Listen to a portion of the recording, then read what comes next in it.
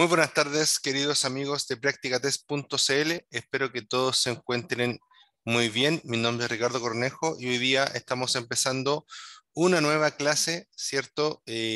Relacionada a técnicas de conducción. Estamos en la clase del medio de este tema. Son 3 clases en las que tocamos este tema y el día de hoy vamos a empezar hablando acerca de los sistemas de ABS en las motocicletas. Ya, bueno, lo que hablamos en el tema de ABS es aplicable a cualquier tipo de vehículo también, ¿ya?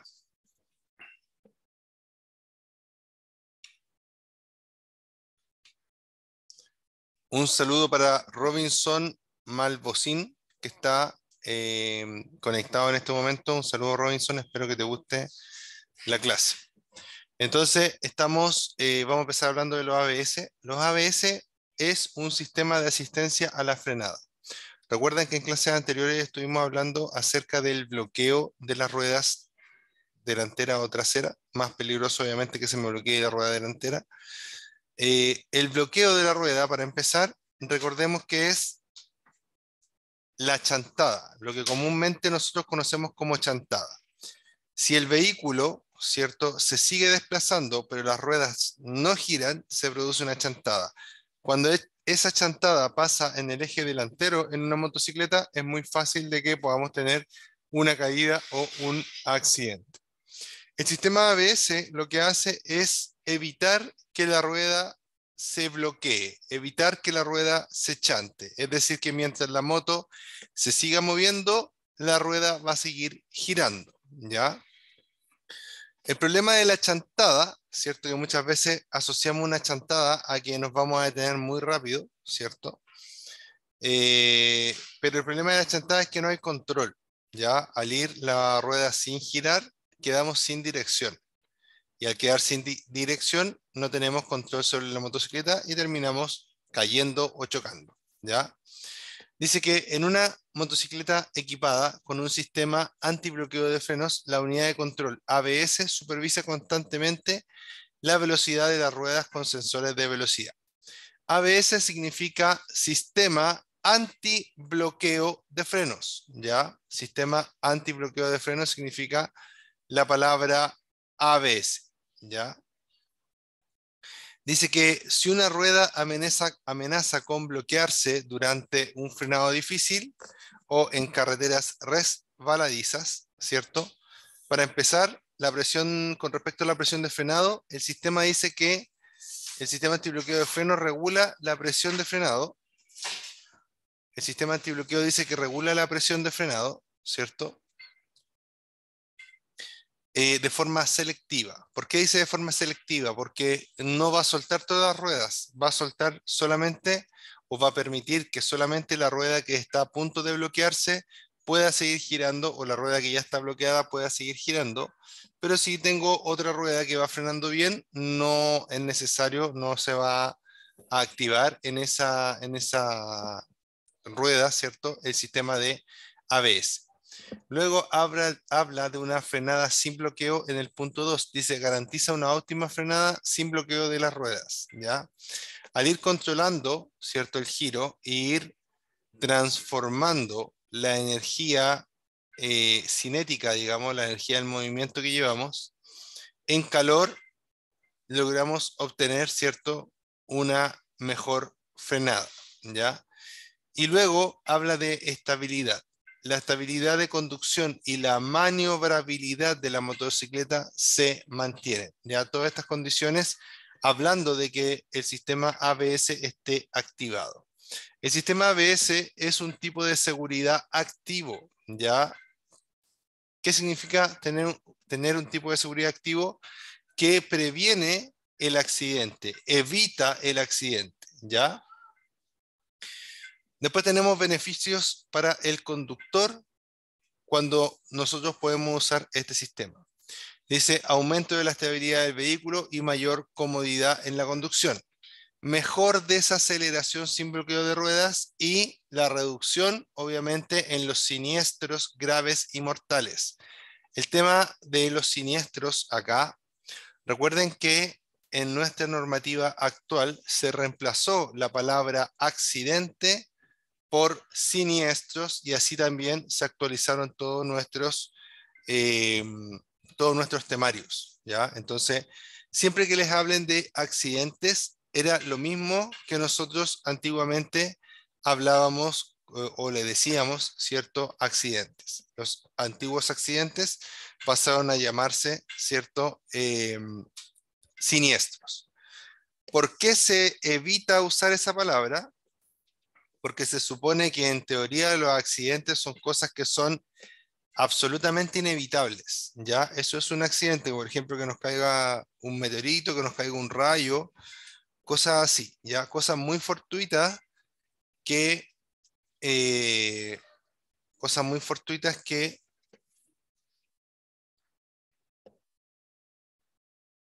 no se pueden evitar de ninguna forma, ¿ya? O que es muy, muy, muy difícil evitar también podríamos decirlo, ¿ya? En cambio, la mayor parte de los accidentes suceden por errores humanos, ¿ya? Entonces, los accidentes, entre comillas, suceden por errores humanos. Si el humano no se hubiera equivocado, por ejemplo, si el humano hubiera dormido lo suficiente, a lo mejor habría evitado un montón de accidentes. Si el humano no hubiera bebido alcohol, habría eh, evitado también un montón de accidentes, ¿ya? Súper importante este tema de que recuerden el tema de los accidentes y los siniestros, ¿ya?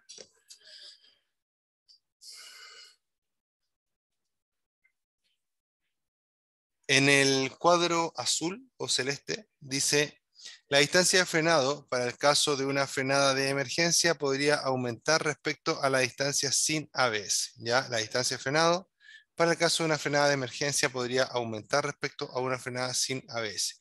Siempre, aunque nosotros tengamos ABS, debemos guardar una distancia muy, muy prudente para poder frenar y ver que nuestros frenos obviamente estén funcionando bien.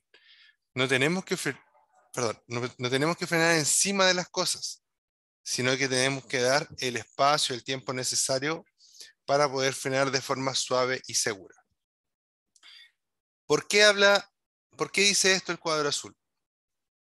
Porque cuando hay algunas condiciones especiales, como por ejemplo que el piso esté mojado o que el piso tenga gravilla, mucha gravilla suelta, o un piso de tierra, por ejemplo, también, se puede dar el caso de que la frenada, al activarse el ABS, se alargue, ¿ya? ¿Por qué? Porque la rueda se va a bloquear a cada rato, como no tiene mucha adherencia, la rueda se va a bloquear a cada rato, el ABS va a intentar de que no se bloquee y como consiguiente, ¿cierto? La frenada va a ser mucho más larga, ¿ya? Pero eso pasa en muy pocas ocasiones, ¿ya? Lo que debemos saber es que el ABS salva muchas vidas, ¿cierto? Y funciona mucho más bien que mal, ¿ya? Entonces, desde mi punto de vista, si me lo preguntan, yo siempre voy a recomendar que las personas en la vía pública por lo menos circulen con ABS, ¿ya? Hay gente por ahí que los desconecta, que dice que no les gusta, que la frenada no es natural, no sé. Pero yo creo que si está equipado el ABS en todos los vehículos del mundo prácticamente, es porque sirve, ¿ya? Y porque está comprobado que sirve, ¿ya? Sí, entonces, en la actualidad, si podemos tener una motocicleta con ABS, compremos esa motocicleta que tiene ABS y que nos va a mantener más tiempo sin tener accidentes. Conclusiones y recomendaciones, dice. Ergonomía. Es importante llevar adecuadamente Es importante llevar adecuadamente el freno delantero y el embrague ajustado a la altura y posición de las manos. En caso contrario, estaría retrasando el accionamiento del freno, perdiendo un tiempo importantísimo en su colocación. Marcha engranada, dice. Una vez se le haya detenido de forma exitosa, Una vez se haya detenido de forma exitosa la motocicleta, vigile por el retrovisor cómo vienen detrás y mantenga la primera marcha engranada por si tiene que evitar un choque por alcance. Uso del embrague. En una frenada de emergencia, usted debe apretar el embrague para evitar que el motor siga empujando la rueda trasera, facilitando la detención. El tema del embrague es principalmente, ¿cierto?, cuando uno ya va a una velocidad muy baja. Cuando va a una velocidad muy baja, el motor se vuelve a activar, ¿cierto? Y empieza como a pegar tirones hacia adelante si tú no apretas el embrague, ¿ya? A eso se refiere. Cuando hablamos de la marcha engranada, se refiere a que, por ejemplo, cuando nosotros nos detenemos en una esquina y vienen vehículos detrás de nosotros, el vehículo puede no habernos visto o puede haber calculado mal la frenada. Entonces, en ese momento, si yo pongo la primera marcha, ¿cierto? Mantengo mi primera marcha engranada y el embrague apretado. En caso de que a mí me pase eso, que viene un vehículo y yo veo que me viene a impactar, ¿cierto? Yo puedo soltar el embrague suavemente, acelerar un poquito y mover la moto un poco más hacia adelante para evitar el impacto. ¿Ya? A eso se refiere este consejo de la marcha engranada que está acá. ¿Ya? Siempre ustedes deben estar súper atentos. Claramente, si ustedes están detenidos adelante, ¿cierto? Y hay un auto, dos autos atrás suyo, no es necesario, ¿cierto? Me refiero a uno o dos autos detenidos, no es necesario ya que esté tan atento a este punto, ¿ya? Esto es principalmente para cuando usted es el primero o el único detenido, ¿cierto? En una calle o en un semáforo, ¿ya? Ojo con eso. Etapas del adelantamiento. Para realizar un adelantamiento con seguridad debe.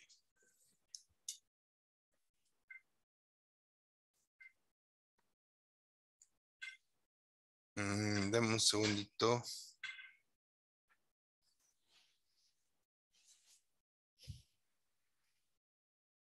La parte del adelantamiento ya la habíamos pasado, la habíamos estudiado ya, si no me equivoco.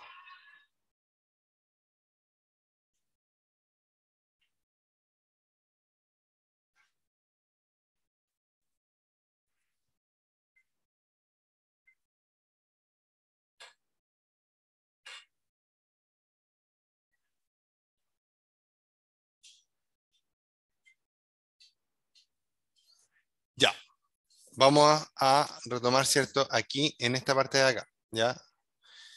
Dice, comunicación entre conductor y pasajero. Dice, si el pasajero comienza a gritar desde la parte de atrás y el conductor no le entiende por la velocidad y el viento, este puede desconcentrarse poniendo menor atención a la conducción, ¿ya? Súper importante entonces que cuando nosotros vayamos con un pasajero, debemos saber que el pasajero, ¿cierto?, va a querer hablar con nosotros, va a querer en algún momento detenerse, va a querer ir al baño, le va a dar hambre, etcétera, ¿ya? Sobre todo cuando vamos viajando hacia algún lugar, cuando el viaje va a durar, no sé, más de una media hora, ¿ya?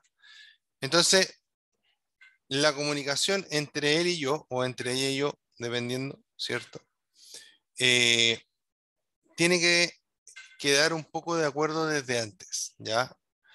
Es muy bueno, por ejemplo, hacer señas, ¿ya? Que entre los dos se entiendan. Por ejemplo, si mi señora me toca la pierna derecha, es porque quiere ir al baño. Si me toca la pierna izquierda, es porque cree que voy muy rápido y tengo que ir un poco más lento porque va un poco asustada, por ejemplo, ¿ya? Entonces es importante hacer un pequeño código para poder entenderse sin necesidad de escucharse, porque van a ir los dos con casco, van a ir con la bulla del viento, ¿cierto? Y tratando, en eso que van tratando de escucharse, gritando y todo eso, el conductor se puede desconcentrar. Siempre tratar de que el conductor se desconcentre lo menos posible, ¿ya? Dice que entonces que antes de iniciar el trayecto conviene establecer un código de comunicación, como por ejemplo un golpecito que indique cuidado o que se reduzca la velocidad para poder hablar. Aparte de esto, debo saber que cuando yo conduzco con pasajero, ¿cierto? la dinámica de la moto va a cambiar. No va a andar a la misma velocidad que andaba antes, no va a frenar con la misma eficiencia que frenaba antes, sino que ahora a la moto, sobre todo si es una moto de baja cilindrada, le va a costar más acelerar y le va a costar más frenar. ¿Ya? Por lo tanto, no le puedo pedir a la moto la misma velocidad que cuando voy solo que cuando voy acompañado. ¿Ya? Lleva muchas veces el doble de peso. ¿Ya? Hay personas obviamente que pesan más y personas que pesan menos, pero siempre va a cambiar la dinámica de la moto, obviamente más o menos dependiendo de la cilindrada de la moto y del peso de la persona. Entre más pesada la persona, más cambia. Entre menos cilindrada tenga la moto, más cambia también el comportamiento dinámico de la misma. Dice, la conducción con acompañante provoca una diferencia de reparto de pesos que modifica el centro de gravedad y con ello el comportamiento al que está acostumbrado en su motocicleta. Usted debe cambiar su forma de conducir y adecuarse a las nuevas circunstancias. Para empezar, al tener mayor peso en la rueda posterior, el freno trasero es más efectivo y demora mucho más en bloquear la rueda mayor. Voy a leerlo de nuevo. Para empezar, al tener mayor peso en la rueda posterior, el freno trasero es más efectivo. Es decir, que se libera menos la presión, se libera menos la fuerza que está manteniendo la rueda pegada al piso. ¿Ya? ¿Por qué? Porque llevo más peso. Entonces, cuando yo frene la rueda trasera, quizás puede frenar un poco mejor inclusive que en condiciones normales, lo que podría traer consigo, ¿cierto? Algún tipo de desestabilización también, ¿ya?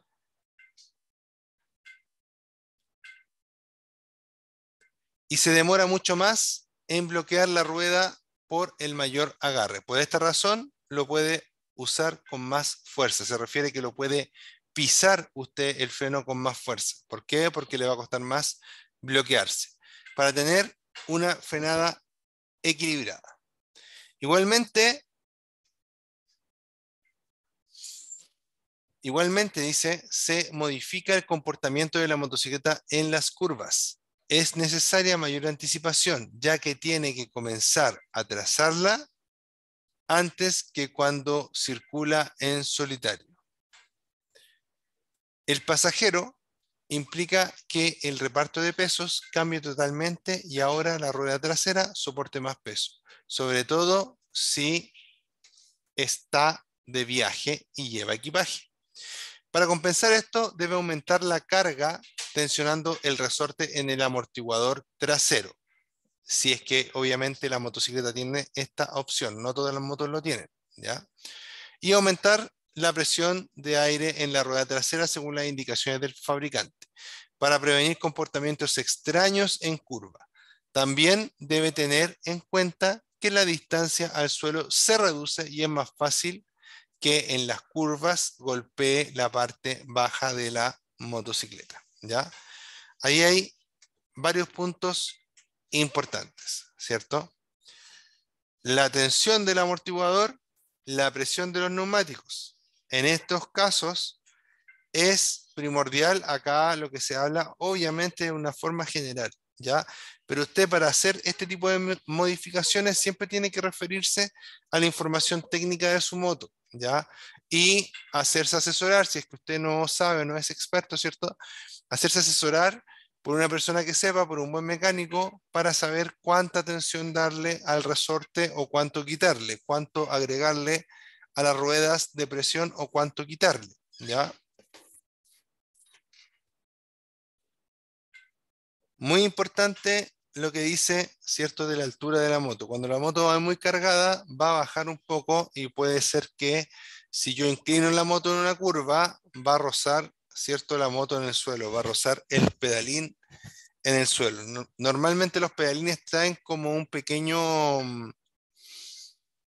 ¿cómo decirlo? Es como una guía, un apoyo ¿ya? El pedalín es la parte de la moto donde nosotros ponemos los pies. Por debajo trae como un fierrito más largo, ¿cierto? Y ese fierrito es el que primero toca cuando nosotros, ¿cierto? Inclinamos demasiado la moto, ¿ya? O si vamos muy cargados, la inclinamos lo mismo de siempre, pero resulta que ahora como vamos dos personas en la moto, eh, llegamos a tocar el piso, ¿ya? Con esa parte.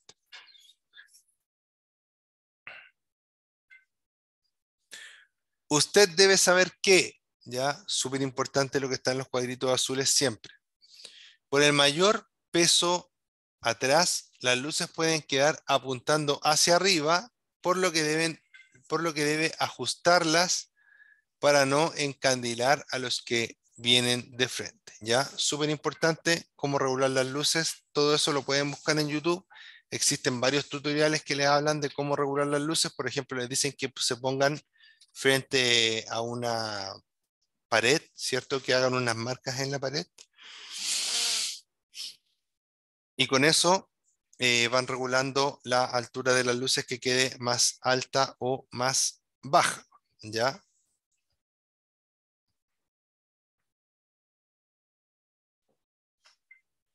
Luego vamos a hablar de la conducción, ¿cierto? En grupos de motocicletas, ¿ya? Normalmente cuando somos principiantes en el tema de las motos, nos gusta formar grupos, ¿cierto? Juntarnos con otras personas que también andan en moto, ya muchas veces se hacen grupos para andar en moto cuando los conductores son principiantes, ¿ya? Yo lo viví y la mayor parte de las personas que conozco que andan en moto y que les gustan, les apasionan las motos, eh, han partido, ¿cierto? En su primera etapa de motociclista, tratando de hacer grupos, juntarse con otra gente, etcétera, ¿ya? Después con el tiempo uno como que se le pasa un poco eso, ¿ya? Yo en mi caso tengo ahora mucho menos tiempo que el que tenía cuando empecé a andar en moto, por ende normalmente uno después se aleja un poquito de esto. Y es por eso que es súper importante que hablemos ahora, ¿cierto? Del tema de la conducción en grupos, ¿ya? Uno de los problemas de la conducción en grupos es que justamente muchas veces cuando se hacen grupos, los motocicletas que andan hay muchos que son nuevos, ¿ya? Y un motociclista nuevo que no está bien informado es potencialmente peligroso, ¿ya? Entonces, mucho ojo con ello. Siempre que tengamos motociclistas nuevos en el grupo, expliquémoslo, expliquémosles, apañémoslos, ¿ya? Digámosle de buena manera en lo que se están equivocando y cómo lo pueden hacer mejor. Hagámosle ver, ¿cierto?, que hay que ir de a poco, ¿ya? Y que hay que tener cuidado para que la motocicleta sea felicidad más, sea felicidad más que sufrimiento, ¿ya?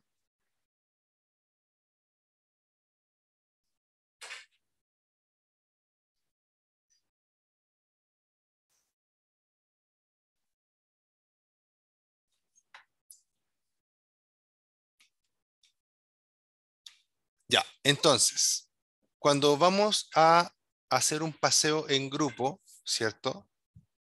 En moto, dice que se deberá nombrar a un líder o un jefe, en definitiva, un líder que sea el responsable de guiar al resto del grupo. Su misión es marcar la ruta, ir delante, decidir el camino que debe seguir el resto, marcar la velocidad a la que debe circular el grupo y decidir cuándo tienen que parar. El líder debe adoptar el ritmo del grupo, el líder debe adaptar, perdón, el ritmo del grupo a la velocidad del motociclista más lento, ¿ya? Si yo tengo, ya, vamos a explicar un poquito cómo funciona el tema. Normalmente, ahora, ¿cierto? Tenemos redes sociales y es muy fácil armar un grupo de motociclistas. ¿Por qué? Porque me meto a una página que vean varios motociclistas, no sé, en nuestro caso, motociclistas.cl, no sé, cosas así, ¿ya? O motociclistas chilenos en Facebook, no sé, cosas así, ¿ya? Grupos. Y pongo ahí paseo a tal parte, nos juntamos a tal hora y a tal hora nos vamos, ¿ya? Por ejemplo, En mi tiempo eran muy famosos los paseos a Piedra Roja, ¿ya? Nos juntábamos en la Torre Entel, ¿cierto? Perdón, en la Torre Telefónica, y nos íbamos a Piedra Roja, ¿cierto? A las 9, por ejemplo. Nos juntábamos, empezamos a juntar a las 8:30, a las 9 salíamos. Y uno ponía ahí cualquier moto, da lo mismo, cualquier cilindrada. Entonces, si yo pongo cualquier moto, no me puedo ir a 200 kilómetros por hora, porque una moto de 150 no llega a esa velocidad. Ni puedo ir acelerando de forma brusca, ¿cierto? Sino que el grupo debe tener un líder, ¿ya? Que no significa que me va a mandar a comprar bebida, no, ¿cierto? O que voy a tener que limpiarle la moto, no, nada que ver con eso. Un líder que ojalá sea uno de los más experimentados de los que participen y que diga, ya, vamos a ir a tal velocidad, llegaron este tipo de motos, vamos a ir a tal velocidad, ¿cierto? Y vamos a, y nos vamos a ir por tal parte, vamos a parar en tal parte, etcétera. Ya, que organice el tema. Porque si no, ¿cierto? Vamos a ir, los demás van a ir de seguro, no van a saber dónde parar, no van a saber a qué velocidad van a ir, etcétera. Ya, por ejemplo, hay otras convocatorias, ¿cierto? En las cuales dicen paseo a tal parte, paseo a la playa, por ejemplo, ¿ya? Nos juntamos a las 9 de la mañana, motos de 600 cc hacia arriba. Y a veces las personas, ¿cierto? Le contrapublican, por decirlo así, o le responden o comentan las publicaciones. Y le dice, y le ponen ahí, oye, por qué de 600? El viento del mismo, no sé, cosas así. Ya como que se sienten atacadas porque su moto no puede ir a cierta concentración o a cierto paseo. Pero eso no está mal. ¿Por qué? Porque obviamente es un paseo enfocado a tener un ritmo de desplazamiento más rápido y que una moto de cilindrada muy baja probablemente no va a aguantar, ¿ya? Entonces, no es de mala onda, sino es que obviamente si uno tiene una moto, se compra una moto que es más grande, va a querer ir un poco más rápido también probablemente. ¿Ya? Y hay otras convocatorias que son para todas las motos y llegan motos 600, 150, 1000 y tienen que todo ajustarse a la moto más lenta. ¿Por qué? Porque la convocatoria fue de esa forma, ¿ya? Y es una forma también de hacer que los paseos y todo eso sean un poco más seguros, ¿ya? No es un tema de discriminación ni nada, ¿ya? Hablando en ese punto particular, sino que es un tema de seguridad y del ritmo que se quiere llevar en ese paseo, ¿ya? Así que mucho ojo con ello, tratemos siempre de cuando empezamos eh, conversar con la gente que tiene más experiencia y darles la confianza de que ellos nos puedan retroalimentar. Por ejemplo, cuando yo salía en la moto, yo veía a la gente que iba, que era más experimentada que yo, y le decía, oye, perrito, si veis que hago algo mal, avísame, enséñame, yo quiero aprender. Ya, yo, por ejemplo, no sé mucho de moto, imagínense que estamos empezando ya, yo no sé mucho de moto, pero hay otro colega, hay otro miembro, ¿cierto?, del grupo del paseo que sabe más. Oye, observa más o menos cómo ando, dime los errores que tengo, si bajo los pies, si subo los pies, no sé, si no prendo los intermitentes, si no los apago, etcétera. Ya tratemos de retroalimentarnos entre todos y realizarnos críticas constructivas. La idea es que todos lo pasemos bien y que ojalá todos nos mantengamos el mayor tiempo posible arriba de la moto disfrutándola, ¿cierto? Entonces, el líder, ¿cierto? Recuerden que tiene la misión de marcar la ruta, decir por dónde vamos, eh, ir delante, ir mirando, ¿cierto?, lo que va pasando, sabiendo si vamos a parar o no en un semáforo, por ejemplo, marcar la velocidad, ¿cierto? Y decidir cuándo tienen que parar. Obviamente esa decisión es una decisión tomada en una reunión al principio del paseo o antes del paseo, ¿cierto? Es una decisión que se toma en conjunto, no es que el líder vaya a decir, no, paramos en tal parte porque a mí me gusta tal parte y los demás todos tienen que seguirme, no, ¿ya? Es un líder, es más un líder que un jefe, ¿ya? Dice, el líder debe adaptar el ritmo del grupo a la velocidad de la moto más lenta. En lo que respecta a la recarga de combustible, esto también es importante. Hay motocicletas que tienen mucha autonomía y motocicletas que tienen muy poquita autonomía. Entonces hay que estar siempre atento a la moto que tenga menos autonomía y todos deben parar y cargar combustible con respecto a la moto que tiene menos autonomía. ¿Por qué? Simplemente por ir siempre lo mejor preparados posibles, ¿ya? Me queda combustible, no voy a echar. No, la mejor idea es echar si es que ya estamos en una bomba, porque vamos a parar todo obviamente por esta moto que a lo mejor, o por estas motos que a lo mejor son las más, las que tienen menos autonomía, ¿ya? Vamos a parar y aprovechamos todos de cargar combustible ahí y vamos a estar todos lo mejor preparados posible en caso de una eventualidad. Dice, el objetivo más importante del líder es velar en todo momento por la seguridad de todos los integrantes del grupo.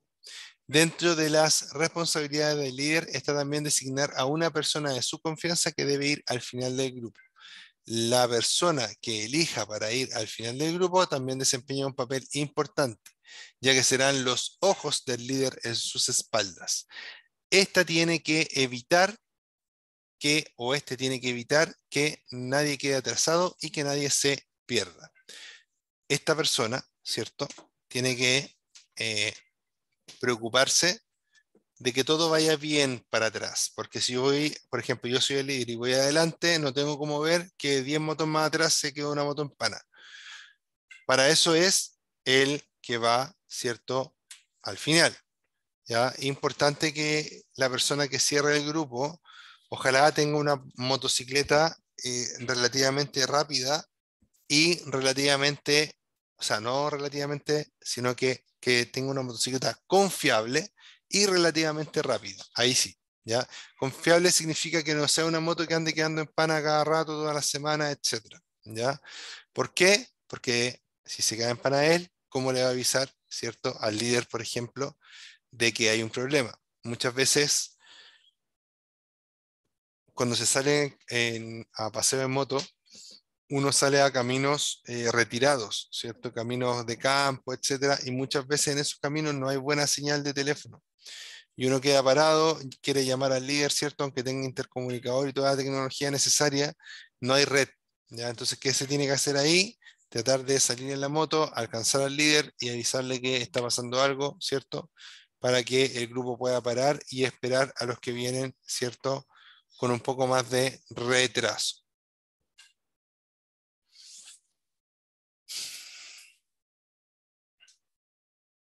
¿Cómo debemos circular si vamos en un grupo de motocicletas?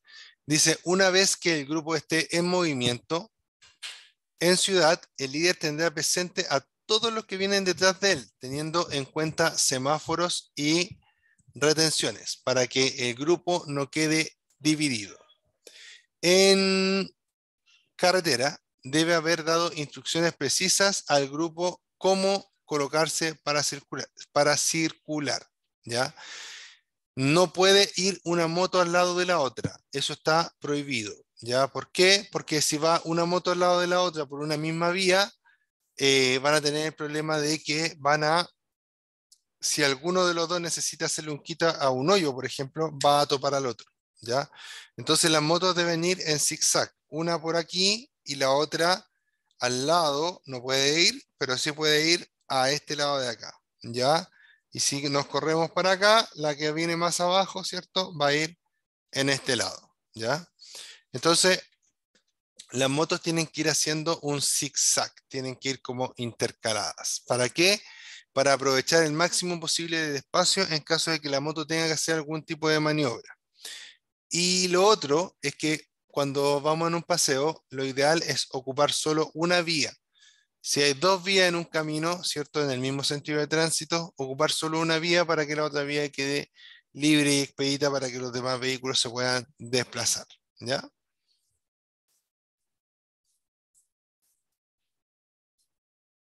Entonces está prohibido circular en paralelo ya que no podrá efectuar alguna maniobra de emergencia si es necesaria, ¿ya? El líder también debe comunicar a todos los integrantes del grupo la distancia entre motocicletas y la forma de circular. La forma más segura de circular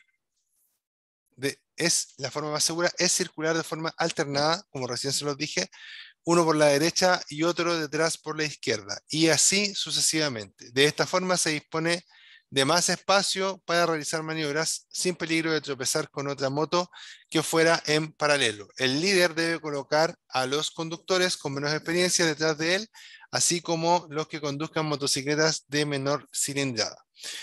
Todos ellos deben colocarse en los grupos de cabecera para que los conductores con más experiencia puedan vigilarlos. Si un integrante del grupo se retrasa, todo el grupo debe circular a la velocidad para no, todo el grupo debe reducir la velocidad para no perderlo. El líder siempre debe señalar que va a girar o que quiere cambiar de pista, ¿ya? Otra cosa importante que ustedes van a ver en los grupos es que cuando hay un obstáculo en el camino, ¿cierto? Normalmente el motociclista que va adelante, si hay un hoyo, hay un hoyo en el camino y él pasa por el lado derecho, por el lado izquierdo del hoyo, va a sacar la pierna derecha señalando que ahí hay un hoyo, hay un sobresalto o hay algo peligroso, ¿ya?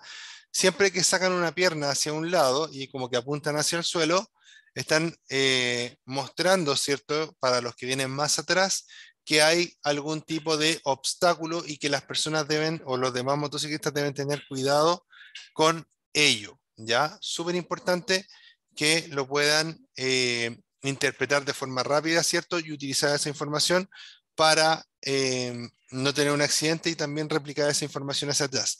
Lo que sí deben tener súper claro es que deben tener cuidado al bajar un pie, porque al bajar un pie podrían pegarle al pavimento, al asfalto, ¿cierto? Y también podría ser peor, ¿ya? Así que deben tener bien calculado cómo lo van a hacer, ¿cierto? Y que no sea un gesto muy exagerado tampoco, fuera de lo necesario, ¿ya? Siempre es importante señalar derecha o izquierda con nuestros señalizadores y una vez que terminamos, ¿cierto? La maniobra de viraje debemos, obviamente, apagarlos. El adelantamiento, dice. El líder debe programar los adelantamientos para que en la medida de lo posible todos puedan hacerlo sin que queden otros autos o camiones intercalados en el grupo. Cuando se llega a un vehículo que circula más lento, algo normal en tramos de carretera de montaña, se debe adelantar ordenadamente respetando siempre la posición de los compañeros en el grupo y tratar de mantener las distancias para evitar sorpresas desagradables, ¿ya? ¿Qué quiere decir esto? Cuando nosotros vamos por un camino estrecho, sobre todo, puede ser un camino de montaña, como dice acá, vamos a encontrar vehículos que no van a ir rápido, que nuestro grupo de motocicletas probablemente, aunque no vaya tan rápido, va a ir más rápido que ese tipo de vehículo. Entonces, es necesario que lo adelantemos porque no nos podemos ir, no sé, pues a 20 kilómetros por hora. ¿Ya? No se podría. Entonces debemos adelantarlo. Pero ¿cuándo lo vamos a adelantar? Vamos a adelantar cuando las condiciones sean las correctas, ¿ya? Tanto que en esa parte del camino esté permitido adelantar, como que no venga ningún vehículo de frente o algo que pueda ser peligroso, ¿cierto? Del adelantamiento. Cuando el adelantamiento, cuando se reúnen las mejores condiciones para el adelantamiento, tenemos que, eh, tenemos que realizarlo. Pero debemos tener súper claro que no vamos a adelantar así como una bandada de pájaros, ¿cierto? Así como todo al mismo tiempo, no, sino que vamos a ir uno por uno. Adelantó el primero, después el segundo, el tercero, el cuarto y así, uno por uno, respetando siempre nuestro orden. Es decir, el que iba quinto después de adelantar tiene que seguir quinto, el que iba décimo después de adelantar tiene que seguir décimo en el grupo. ¿Ya?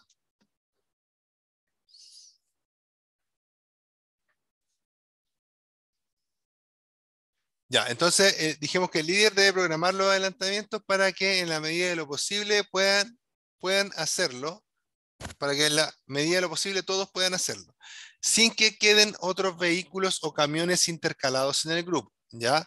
Si se está adelantando y vemos que se tiene que cortar el grupo, porque venía un vehículo, apareció un vehículo de frente, a veces los grupos de motos son muy grandes, simplemente nos quedamos atrás, ¿cierto? Aunque el resto del grupo ya vaya más adelante, hasta que se vuelvan a dar las condiciones y en ese momento seguimos, ¿cierto?, con la maniobra de adelantamiento. Y si tenemos que suspender la maniobra grupal 10 veces, se hace. Ya no podemos tratar de pasar así súper apretados con el auto que viene de frente para no quedar separados del grupo. Ya eso por ningún motivo. Cada uno también tiene que ver su propia seguridad y la del grupo. ¿Ya? Cuando se llega a un vehículo que circula más lento, algo normal, entramos de carretera, ya eso lo habíamos leído. Ahora nos vamos a la importancia de la mirada.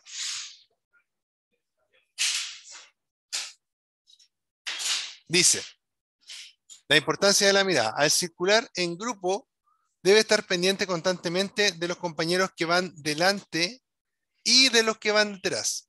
Por ello, debe mirar por los espejos muy frecuentemente y respetar las distancias para evitar alcances y maniobras peligrosas. ¿Ya? Esto es súper importante.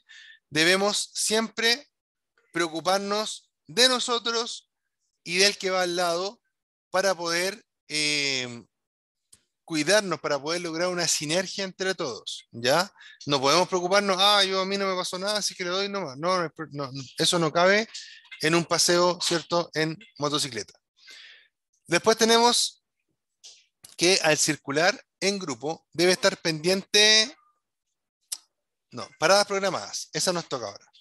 Dice, los integrantes del grupo deben familiarizarse con la ruta y las paradas programadas en una reunión previa a la partida. El líder les debe comunicar esta información. Siempre al inicio de los paseos se va a hacer una reunión. En esa reunión nos vamos a poner de acuerdo en todas las cosas que nosotros tenemos que realizar. Eso es, queridos amigos, por el día de hoy. Les mando un gran abrazo a todos. Espero que hayan disfrutado de esta clase tanto como la disfruté yo. Un saludo a Julio Camayo. Espero que te haya gustado la clase, Julio. Y nos estamos viendo nuevamente el día lunes, ¿cierto? A las 15:15 con la última clase de técnicas de conducción. Les mando un abrazo a todos. Recuerden que yo soy Ricardo Cornejo y que esto es practicatest.cl. Nos vemos, cuídense. Chao, chao.